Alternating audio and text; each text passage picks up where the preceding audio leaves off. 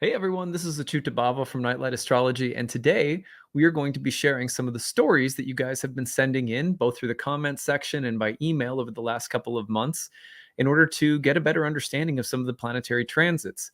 Those of you guys who watch my channel for a while, you know that at the end of episodes, I will often say, if you have a story to share about one of these transits that we're talking about, tell us about it. Use the hashtag grabbed.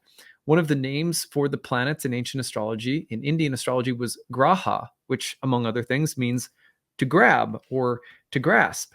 There is a way in which ancient astrologers believe that if you don't live a reflective life, if you don't live an examined life, that there's a way in which the forces of nature, the unfolding interactions of these archetypal fields and gods, which we reflect upon in astrology through the planets, will just take over, and they grab you. They move you around like puppets on a string. Part of the reason we do astrology, the main reasons that we do astrology, is so that our souls are actually utilizing their free will, participating more consciously within and through these archetypal fields. Because if we don't, then we tend to be grabbed by them. So, however, at the same time, getting grabbed by the planets is part of how we learn. They aren't here to just hurt us. They aren't evil or bad. They are instruments of education. They're like cosmic sensitivity training. So we also celebrate the times at which we find ourselves seized by these planetary combinations in the sky by sharing the stories, by learning from them, by reflecting upon them. You can learn more about astrology by doing this, and you can learn more about life. And also, I think there's something really refreshing if you're taking in astrological content regularly about listening to stories of what other people are experiencing from all of these transits that you're tuning into day after day, week after week, year round. So I love this series because I love stories. My background is in memoir writing, so I love hearing people's stories, personal stories. I like sharing mine occasionally in order to make, some kind of point on a, transit of the week or whatever. So that's what we're going to do today. I've got a bunch of really good stories from the past couple of months, a couple of key transits we're going to look at, and some different stories. A lot of them are very poignant and heartbreaking. Some of them are really funny and quirky and weird. So let's get into it. Before we do, don't forget to like and subscribe, share your comments, click on the notification bell for updates. You can always find transcripts of my daily talks on my website, nightlightastrology.com. While you're there, be sure to check out my readings and courses. If you have any questions about anything that you find on the website, feel free to email info@nightlightastrology.com. Okay, so these transits we're going to look at today. First of all, thank you. Hundreds of people wrote in through comments and emails. So I can never include all of them. All of them are completely worthy of being shared. So deep thanks to everybody for contributing. And please keep contributing as we go along month by month. It's really, for me, it's very edifying to hear what you guys have to say. It really helps me grow as an astrologer, and I hope it does for you guys too. So I have a whole list, and we're going to start this week. Holy cow. I think we've got the biggest load of stories that were shared this very week, as the Sun and Mercury in late Cancer were opposing Pluto in late Capricorn. Ton of stories. I kind of start there because it's very recent, but we're going to go through some of these, and we're going to move backward in time and go through some of the other transits that, I was covering in the past weeks or months, and some really good stories from those periods as well. All right, so let's start with the Sun-Pluto, Mercury-Pluto opposition. Here are some of the stories that you guys had to share. To make a story short, this person says, oops, sorry. Yes, so this person is talking about the fact that their father has had some very difficult health complications. Sorry, so I sort of cut and paste awkwardly. So it says, to make a story short, he ended in hospital in June when I first went to see him. Then he was diagnosed he entered the hospital in June when I first went to see him. He was diagnosed with kidney carcinoma, and last week he had scans to see if it's extended. We are waiting for results, which might be ready this week. He is in the belief that the doctors are wrong and all the problem is coming from his knee. I have the bad feeling that even if the cancer is not extended around his body, it is not good news because they will have to remove his kidney. He's 82 with all kinds of problems. It really would scare me to see him lose a kidney. At the same time, he has also been displaying very difficult behavior. He doesn't have a driving license, but is trying to drive." And she goes through some other things. He's very difficult, and they're expecting news on his diagnosis with this cancer to see if it's spread or not this week. And that was the gist of it, right in line with a lot of stories that people had to share about fathers or grandfathers passing. This one was Mercury in Cancer opposite Pluto in Cancer over this last weekend. On a partner of a year and a half plus 4 years when we were teenagers experienced a panic attack of such intensity that he put me in danger, physical harm. So this person had a really long story to share about it. I'm just kind of summarizing it for the sake of time by saying this person had you're in a relationship with someone, they had a panic attack, they have the panic attack, from what she described, comes from a whole family history. So like a lot of family karma involved in this person's panic attack. But despite that, this woman was put in danger by her partner because of a really tremendously heavy panic attack. That is very Mercury opposite Pluto, and I hope you're doing okay. I hope your partner is okay as well. So this is Sun and Mercury opposite Pluto. The first knock at the door came when I kneeled down to pick up my laundry and hit my forehead on a shelf just above the basket. A few tears started to well up, but I pushed them down and kept going. I live in a garage apartment and have to go to the main house to do my laundry. After picking up my last load, I was walking off the main house with a basket of clean clothes on my hip when all of a sudden a massive wasp darted right for my face and stung me just below my eyeball. It got stuck around my eye socket, and it felt like it was hammering a nail into my eye. It was so painful that I just lost my composure. There was no pushing it down. Everything I had been suppressing from a recent breakup boiled up to the surface. I dropped the basket of clean laundry all over the ground and just let it rip. I screamed as loud as I could and then burst into tears. All of the emotion I hadn't allowed myself to really feel from the breakup came pouring out of me for the rest of the day. I laid on the couch with an ice pack on my face, and I ate an ice cream pop and sobbed like a little child. The emotional catharsis kept coming in waves until I'd cried so much that I finally felt a release just before bedtime. As I write this, I can still feel the bruise on my forehead and the swelling under my eye. It was so painful, but necessary. Intellectually, I know why the relationship had ended, but apparently I still hadn't let go of the emotional disappointment. Thank you, little wasp.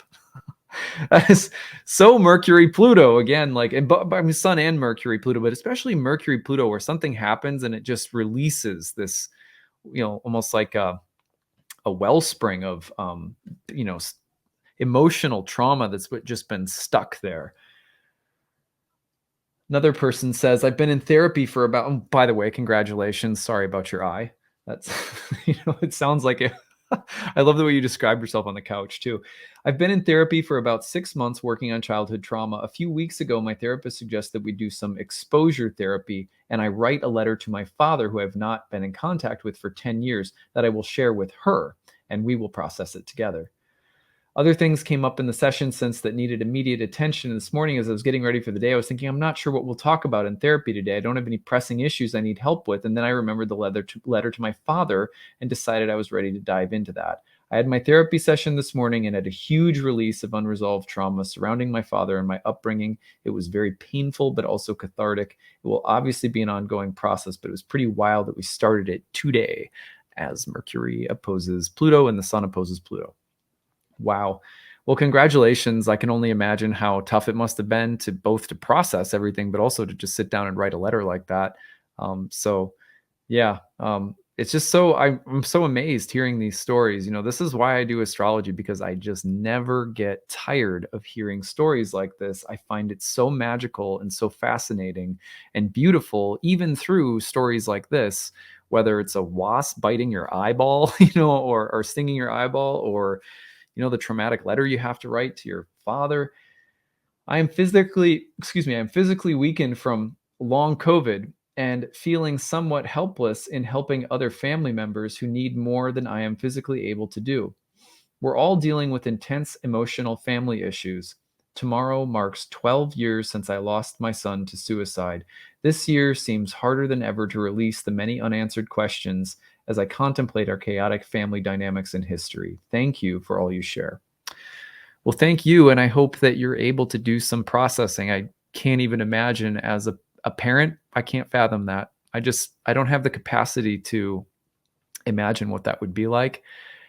And I guess my prayer for you is that under these transits this week, that you're able to maybe not find answers, but find comfort.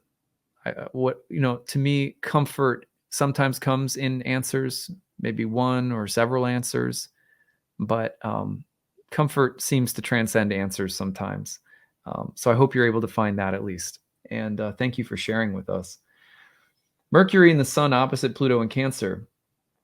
I was diagnosed with breast cancer 2 years ago. Since, I've had slow success with alternative treatments, but the slowness is wearing on me mentally. The way to speed things up and the way to be cancer-free is a double mastectomy. Because of my professional dance career, it made sense to also do reconstruction. I've avoided this aspect for years because as a dancer in Los Angeles, many of my friends have cosmetic implants and I do judge them. To me, they look like a sign held up that says, I am insecure and vain. And here I am in a position where I can either go flat after mastectomy and change careers, or wear my vanity and my own insecurity literally on my chest. The death of an ideal, you said.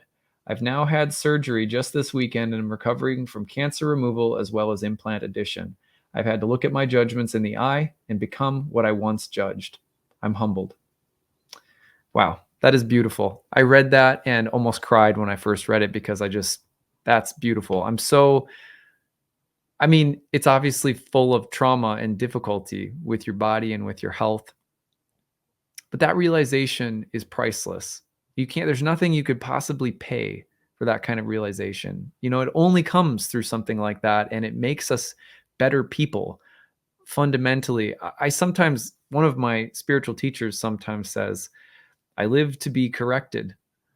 And what he means by that is not like, oh, I'm always wrong about something or I have to be right about something. It's just if there is somehow a way in which feedback comes to me and it makes me aware of something that was a blind spot, what is life for if not that? Because actually that's the most relieving, beautiful, joyful thing because we're enlightened when that happens. It's enlightening.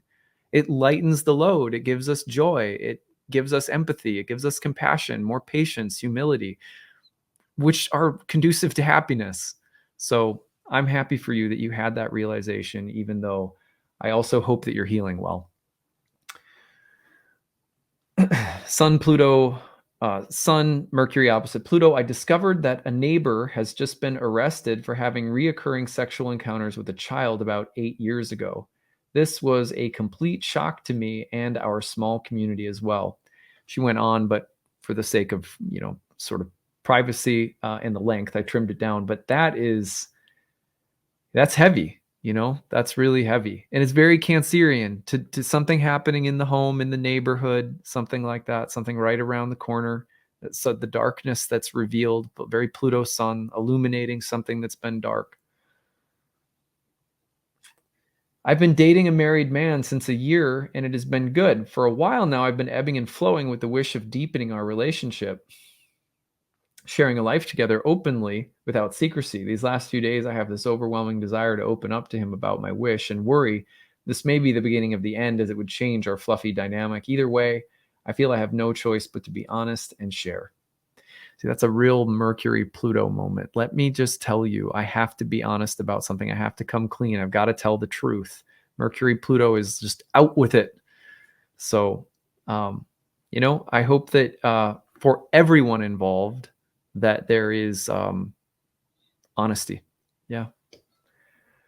Mars into Taurus. This is from back a little ways ago now, but when Mars ingressed into Taurus, had a good wave of stories that came through. There was this one in particular really stood out to me.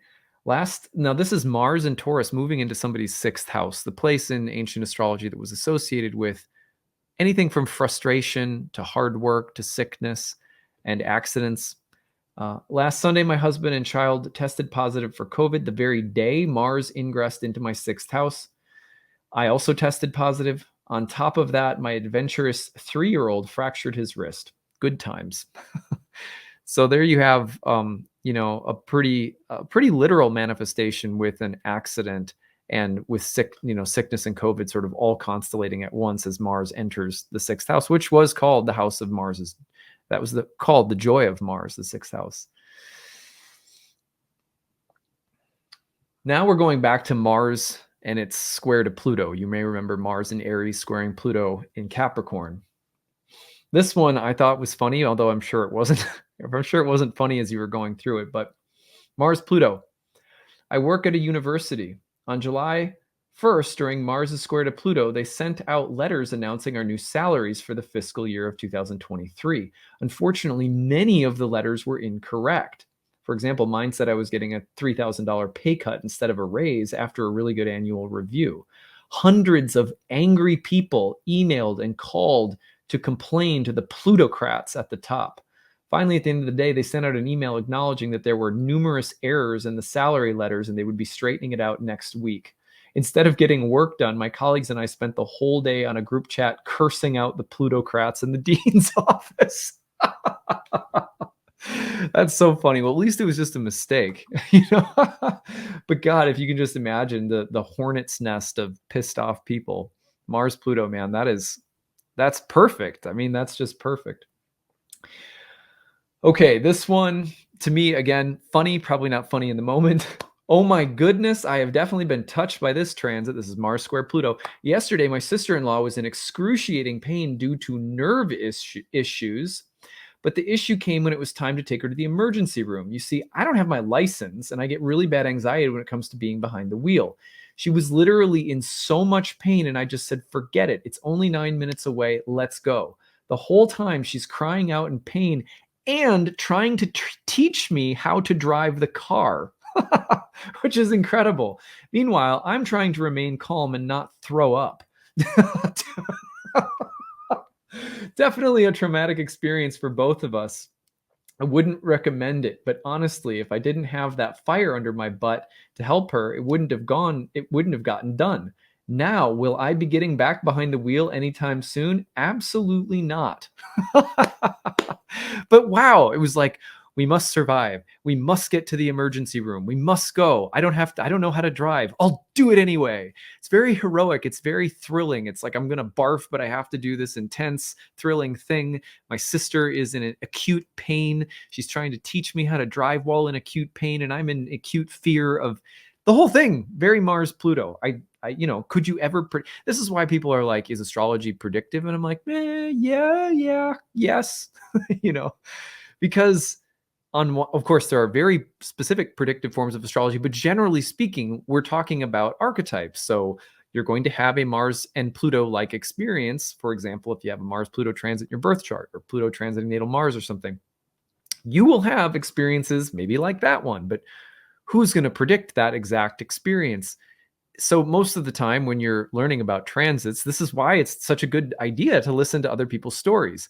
I mean, if you ask me, my students always ask me like, well, what's the best way to get better at reading charts? And I'm like, just read charts, because you'll hear story after story after story of the transits, of the combinations of planets in the birth chart, and you will start developing a little diviner's almanac in your head. And this is good. It's good to listen to stories all the time.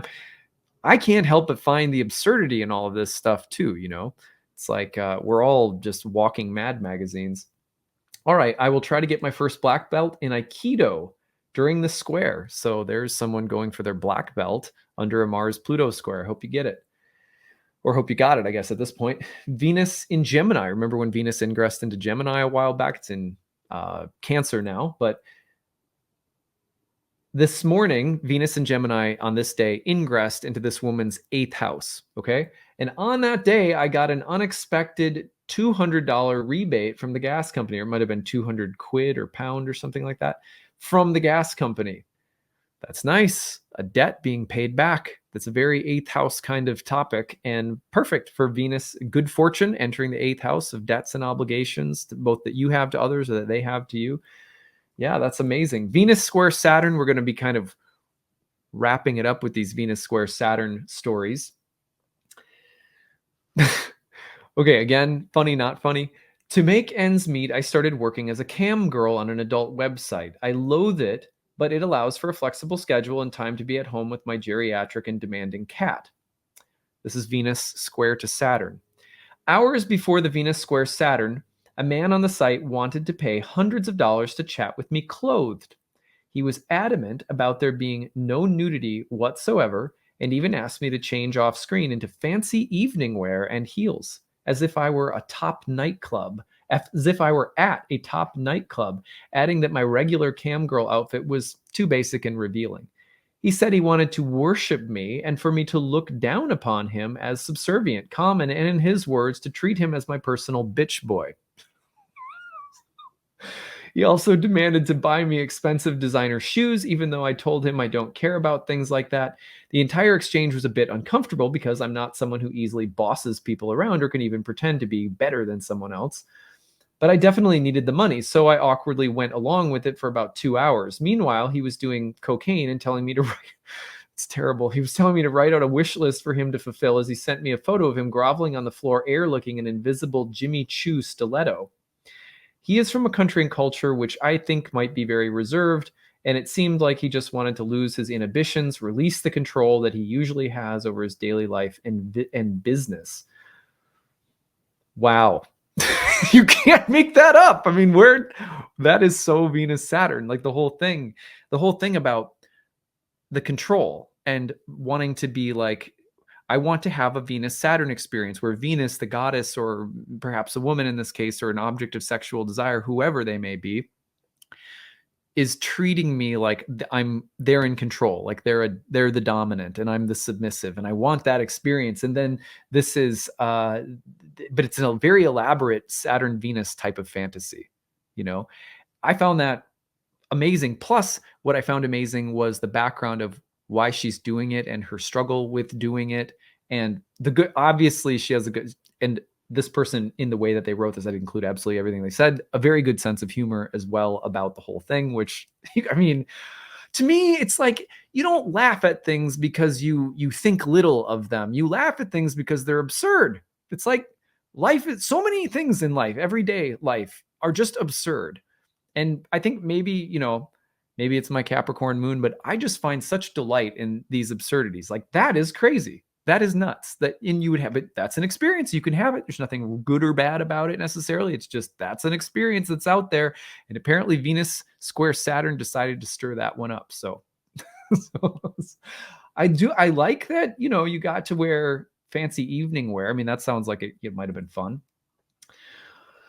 All right. So let's see here.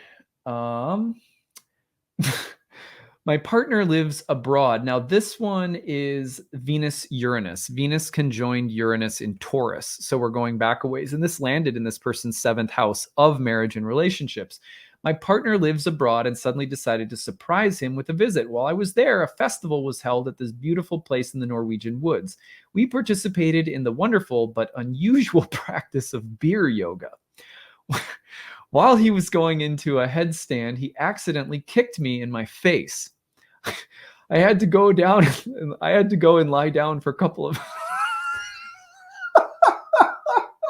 That is so ridiculous. First of all, while he was going into a headstand, he accidentally kicked me in my face. I had to go and lie down for a couple of hours, both due to the pain and the shock that hit me out of the blue, in this otherwise delightful setting.